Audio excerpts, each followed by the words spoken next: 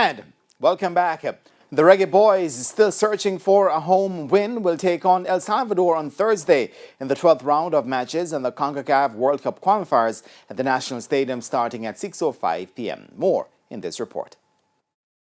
With just pride at stake for the Reggae Boyz, Coach Paul Hall says they'll be using the remaining games in the World Cup qualifiers to give the fans the performance that is owed to them. The boys have already missed out on a place to the World Cup after a torrid campaign. So it's important that we go out and we give a great performance on Thursday, Wednesday, and make sure that we're there and thereabouts come the end of the game. As for the disappointed fans who are planning on staying away from the game, Hall says their support is important. This has been a campaign where we have been kicked from left, right to centre with every window that we've had. We need the support. Those boys that are here are committed.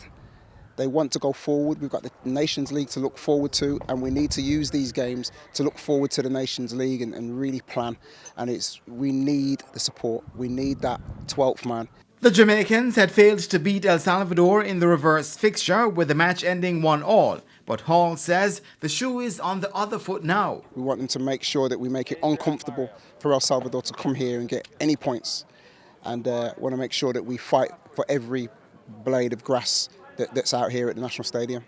Right back Javane Brown says it's a challenge they must overcome to show there is still life left in the group despite the disappointment of missing out on the World Cup. We want to win.